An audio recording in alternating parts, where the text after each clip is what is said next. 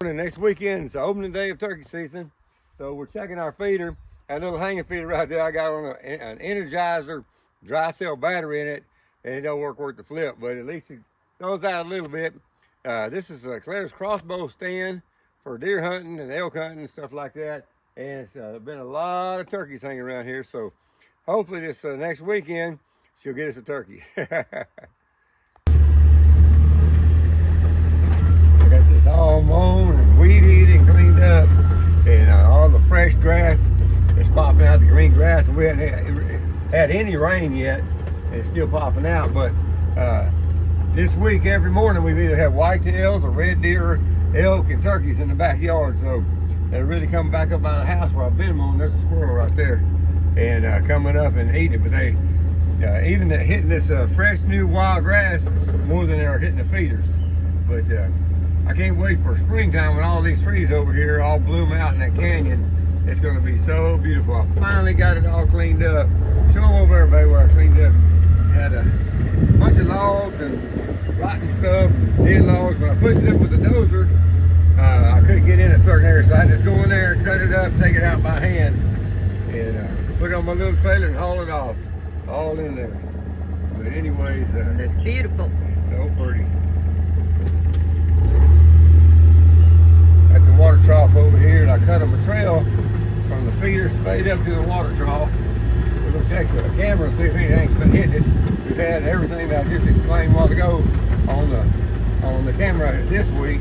But a lot of people, when you think of Texas, you think, well, if we say we have this animal or that animal, you think, oh, that's just a high fence place. Well, that's not true. This is not a high fence place. This is a low fence. In fact, the back part, I got one section back there that is a rotten old barbed wire fence, and anything in the world comes through it. So everything you see, any animals we show you, or anything, these are all come and go, wild, free range. They can be on my place today and 10 miles away tomorrow. But anyways, they've really been coming over and hitting this really good.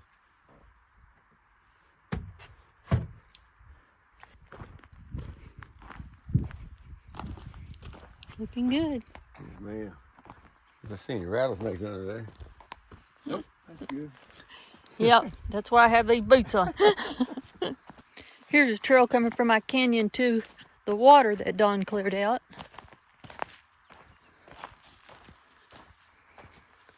They're tearing it up. Down there this morning, they're not even hitting the corn right now. That's because they got so much in here. I've been really working my butt off this last week. I'm mowing and weed eating, mowing and weed eating.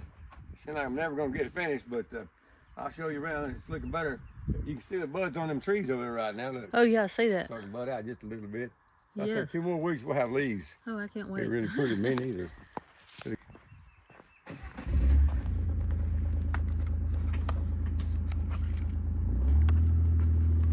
Beautiful day. I looked out the window yesterday and out by the road where it's green, they're just coming up there eating in the front yard too. Anywhere that natural grass is popping up green where it's been mowed, they're hitting it right now really good. Same with the turkey and everything else. See all these tall, ugly weeds right here? Well, they probably got to stay there because that's too much trouble to get them.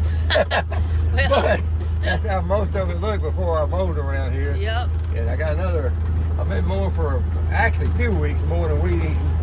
And I got another week, and then I'm gonna quit. I'm gonna quit by this weekend and just let it grow back for about, 3 or 4 months, and I'll mow it again. All this old dead grass right here, I mowed this last year. When I mow it this year, plus I have rain Thursday and Friday. I sure hope so. So I'm gonna try to get it mown, and that way when that rain hits that, it should pop out green real quick. Yeah, right now it's real dusty. Yeah. Don walked in the house the other day and his face was completely dark. Yeah, I was so covered up, I looked like I had a tan. I don't get a tan. We need some rain. Like all this, I'm gonna clean this all up. Yep. It just looks so much better, and it grows back pretty quick, and it gives them something to eat. Otherwise, underneath all these old cedars out here, there's nothing. It's like a desert with leaves. Yep. Nothing. But when you mow it, then they got everything starts popping back out. It looks better, and actually gives them something to eat. But Yeah, I'm looking forward to getting it finished up this week. I'm about tired of it.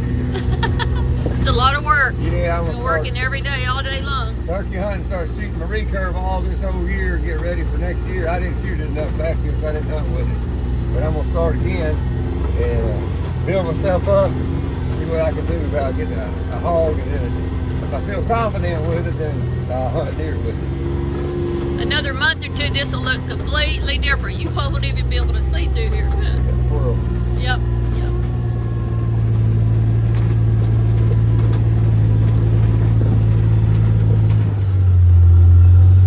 They don't know how lucky they are right now.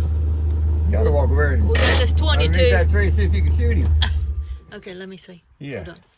He's right there in that tree right Okay, there. let me see. Okay, walk over. I see. He's looking at. See him right there? But I don't want you to shoot that. I want you to be closer. Oh, he's up in the tree now. I think you need to try to shoot him. No, I want you to shoot him. I've killed about 5 million squirrels in my lifetime. Okay, I don't see him. Hey, there he is. He'll go up there. That's a fox squirrel. See, look at him. Keep looking at us. Okay. He'll go up there. Way up there? Yeah, and then he's going to hug a limb and just look at us like he's hidden. I'm not very good at filming him. Well, we'll see. We'll use what we can. Yeah. There he goes. Wait till I get over there. There he goes up there higher. Yeah, the sun's in my face. That makes it challenging. Anybody can shoot when there's no sun in their eyes.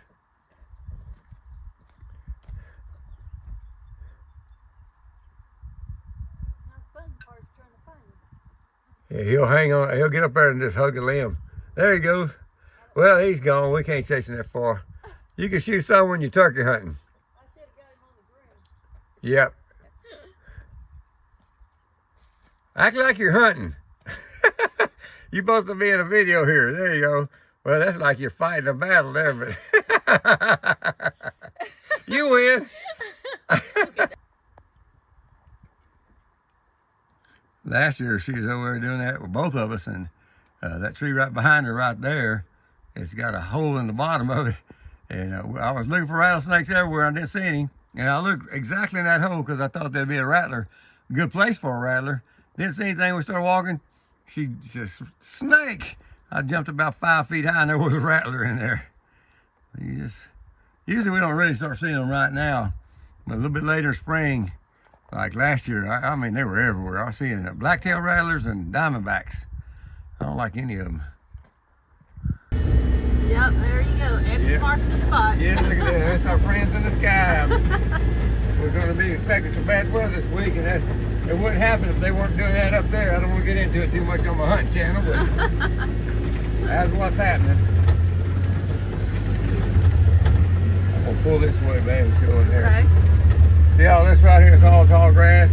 When I first pushed this out, of course, it was nothing but dirt. Now we got all this tall grass in here, so I'm going to come in here tomorrow, walk around. When I bulldoze, I try to run all the rocks into the ground. After I clean it up, I'll raise that blade up and try to just crush them rocks to the ground. It really helps, but you can't get them all. So I'll be coming in here and looking around tomorrow, seeing what I need to pick up, and then I'll be weed eating and mowing this week, cleaning that up. And the turkeys really like it. Everybody likes it. Yeah, we have turkey everywhere this year, so let's hope they're still here.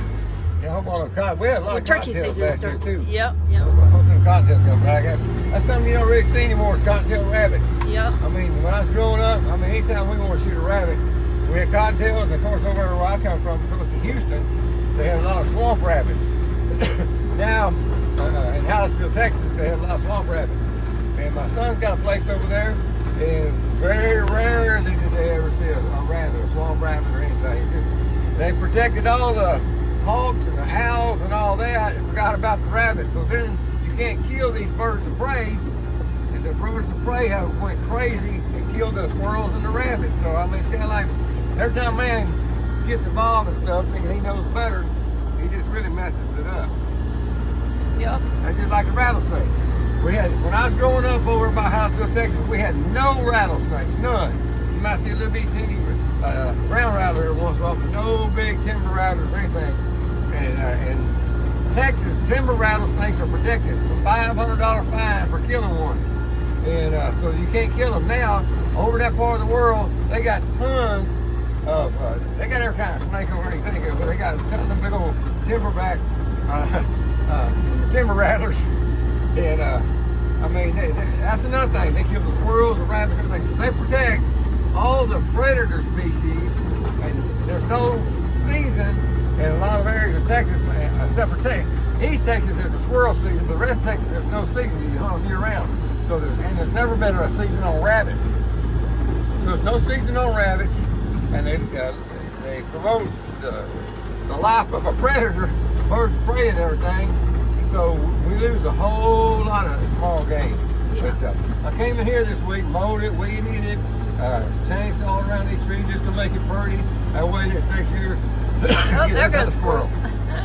When the acres are falling off, we'll have a lot more deer coming in here, but they just love it.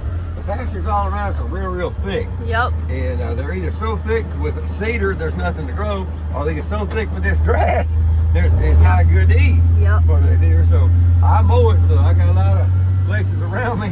They come out of them places, come into our place. So there's a good place to lay down. They can see the snakes and get away from the bugs, and there's food to eat. And I do it all with a riding lawnmower and a weed eater. And that ain't the best way to do it. But coming up to my feeder over here, I just love this area right here. It's so pretty. This is the Texas Hill Country, but it's so pretty in this area. It almost looks like over there in Houseville, you got all these live oak trees and everything's, I got it all manicured and all that. And just it's so enjoyable. I love these big old tall grass. They all grow, these big old grasses like that grow wild out here. They're ornamental, you know? Yep. But anyways. Looks park-like for sure. Yes, ma'am. Okay, let me get the camera cards. My grandkids get to watch these videos, so I'm gonna show them what Papa has done. So this year when they come hunting, they can see better. They got a better chance to get on the animal before it gets out of the way. Yep. Last year or the year before, I mean, I just had like this little straight pass, which is fine for me because I'm ready. I get on them quick, but they're just now getting good at hunting, so it takes them a little longer to get on the animal. And by the time they get on it, sometimes they're gone. Yeah. So I cleaned it all up. Plus, I love sitting around looking at it. It's so pretty. It is pretty. Just looking around. Very park-like. Yeah, that's how you want to make it. I said this over and over and over again. If you make where you hunt look like a park, that's where them deer gonna come into. I mean, they got plenty of places to hide in this part of the world. I mean, think about how many cows you could hide in here, much less deer. It takes very little brush at all, and this place is plenty thick. It's thicker than it is open, but any place I have open, I try to manicure it and just make it manicured like my yard, like my front yard, or somebody's real nice yard. But that really makes a big difference. Okay. So I got this stand turned around. I showed you that last video, but I got it turned around and had all them silver trim on here for the metal for the windows. I painted that all up. The deer don't really care. They get used to it, but I just didn't like looking at it. But anyways, over here, if you show that over there, babe, I got that all cleaned out. So now, as the deer are coming from right to left, if I have one of my grandkids with me, they can see those deer coming. They got a chance for a shot over there, or if you pan on over there, down there to the feeder, that feeder is 70 yards from where the stand is, and then I cleared out even further, so we have 100 yards that way. So it's back down there behind that feed pen.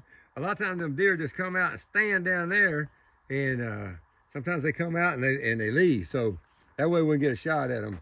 But anyway, just sitting here looking at it and everything, it's fun to do, and makes everything look better, and it really does help with the wildlife. I mean, it just it really brings in.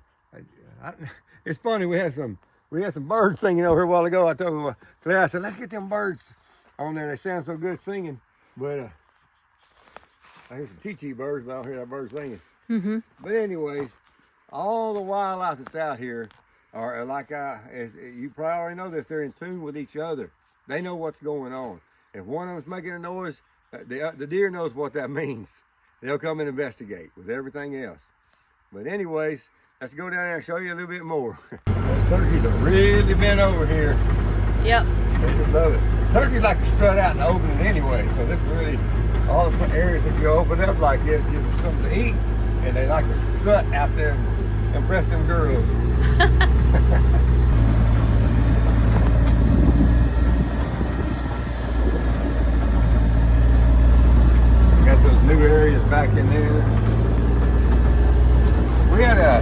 choppers come in here before I bought this place. That's why you see them old stumps and all that. And when the cedar choppers come in, they make a mess.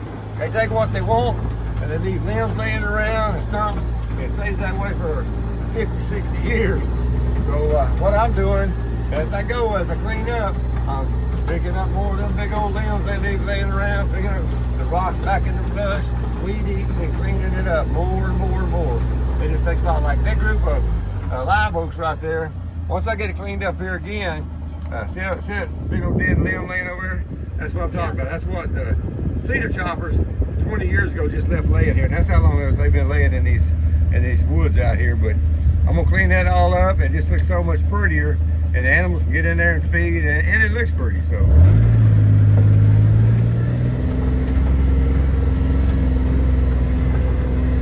it's another big messy place I got to work on next week. I'm not looking forward to it. Yeah, that's what it all looked like before. That's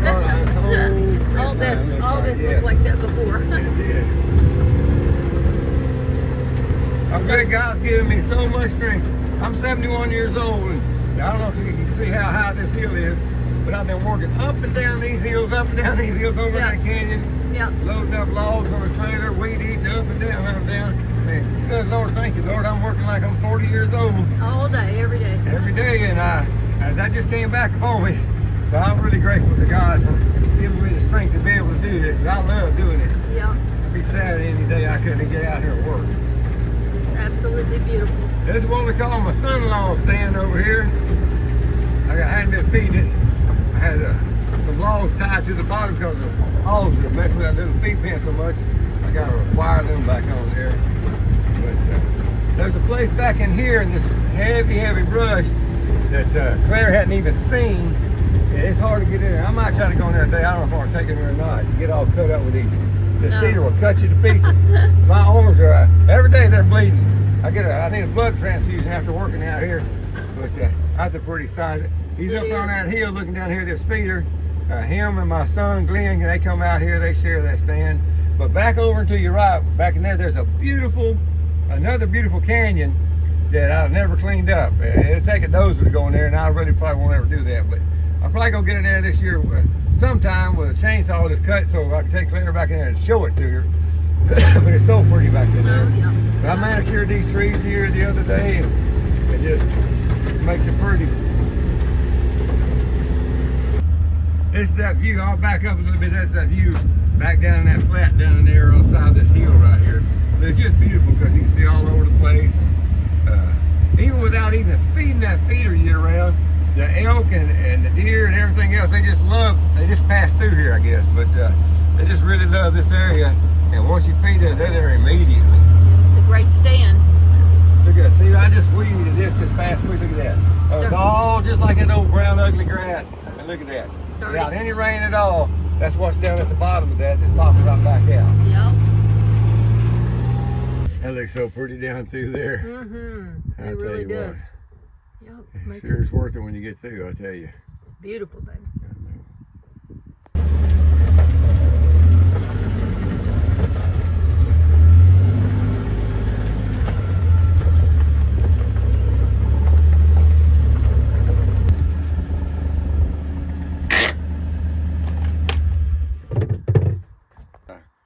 All the game that is in this area loves this area like crazy. But there's something I want to tell you for anybody that hadn't heard about it yet. There's some idiotic, stupid guy in government. I don't know if he's Democrat or Republican. I think he's a Republican, as a matter of fact. And they want to abolish the Texas Parks and Wildlife Department. Texas Parks and Wildlife Department here in Texas is a tradition. I grew up with it. I wish I would have saved all the hunting guides, the hunting logs, you know, for your regulations and things all through my life. There used to be, in every county in Texas, black bear. There used to be one black bear legal for everybody in Texas. Of course, they got to be where now they're protected species. So we have black bear out here from time to time, but you can't shoot them, that's fine. But anyways, Texas Parks and Wildlife is a tradition in Texas. Let me kick this rock out of the way right here. And they want to abolish that. And the idiot that's putting it in to abolish the Texas Parks and Wildlife Department, he wants to abolish it September the 1st. Do you know what that's going to do to the hunting this next year? That's what they want. That's real sad. In September, that's when all your planning, and in August and all that, doing your drawings for you know, statewide drone hunts for public property in West Texas and all over the different parts of Texas, where you can put in for drawings and win a hunt and enjoy that. Some of them are 9 days. Some of them are even like you almost have a deer lease in that place. You can come and go every weekend on some of them, and they want to do that. So right when hunting season is going to start, they're trying to abolish the Texas Parks and Wildlife Department. And if you're from Texas, please speak up. You know, it's not hard to find who the guy's name is. I was going to get you his name before I made the video, but then I thought, well, you know, but then you know, it's just so important. You see how beautiful this all is? Texas Parks and Wildlife Department has done so much to promote hunting for young people in Texas, and I grew up with them. And they've done so much. A good example is Lavaca County in Hallettsville, Texas. When I was growing up, you saw 100 deer, but there wasn't a horn on any of them. And nowadays, in Lavaca County, Texas, they got a 13-inch rule over there. It has to be at least 13 inches wide before you can shoot it. And man, people over there on 20 to 50 acres and on up are killing 160 class wild deer, wild bucks with barbed wire fence, low fence, and that's how big of a difference that's made. They have fishing. They have fisheries in every county in Texas. Well, there's a river or a creek or a lake. They stock those rivers with trout in the wintertime, and they stock those ponds and parks in the summertime for kids around Houston and all kind of places like that, in the cities to have a place to fish. And I don't want to really say what I'd like to say about that guy putting it in to abolish it, but as Texans, please speak up. And if you will, send me a comment, and let's keep our eyes on it, because there's a whole lot going on, changing from the time I was a little boy up until now. And there's going to be a whole lot more changing. We need to fight to hang on to everything we got as long as we possibly can.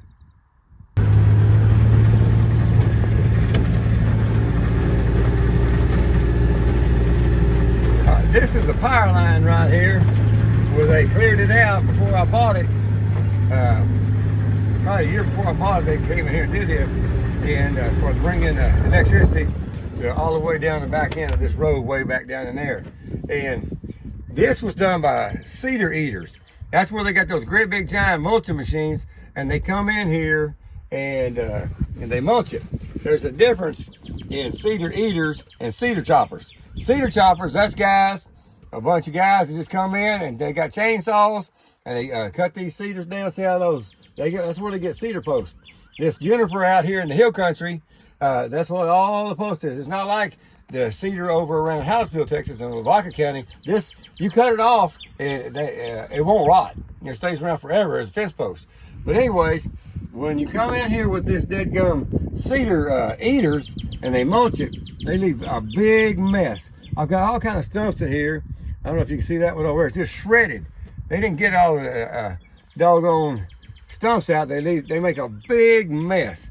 So once they came in here, they had between the guy who ran the dozer that came in here and the cedar eaters, the cedar choppers or cedar eaters, they made such a mess and it wasn't funny. So I just had to come in here with that dozer and clean up everything I could.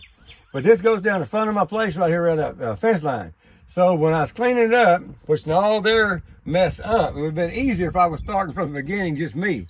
So I had to clean all that up, and then now we'll come back in here and mow, and I'll show you that as we drive down to here. And again, I always like to run those rocks in, but you can't get them all. So what I did before I started mowing is came out, picked up the rocks I need them to pick up so I can mow. And the more I mow, and the better it gets, the more I can pick up and the better it gets. So, but anyways, since we did this, even the day I was over here mowing up this, it's about 1/4 mile long, and I mowed it on a riding lawnmower. And I came down here, way down to this end. I looked back down that end, there's already deer coming out and eating where I had already just mowed. But it does make a difference. And the elk, I mean, if you can walk down this power line right here, and there's elk poop all the way down this whole power line. And they go in that thick stuff right there. You can't hardly walk in there, in that thick stuff over there. But you need a place like you need it so thick you can't get into it. That way you stay out of it. and give them a sanctuary, and the places that they can get to like this, manicured. And it really creates it, because especially right now, corn, every kind of, we used to go out and buy corn, buy all kind of stuff. We just don't do that like we used to anymore. It's too expensive. When you can't even afford eggs, you sure can't afford to go out and be feeding corn year round. So the best thing to do is take what you have, clean it up, and make and use it. And that's what they like better anyway. They like all these wild weeds and seeds and legumes and all that. So it's just perfect right now. This is almost the end of March here. And after that rain starts, this is going to go poof. Yeah, but I'm not going to mow it again for maybe 4 weeks or 6 weeks. Even if that. This part, I'd rather just let it grow about 8 to 10 inches and mow it again. 8 to 10 inches and mow it again. And let it get thicker and thicker and thicker. But anyways, we'll ride down there. I'll show you that. Okay.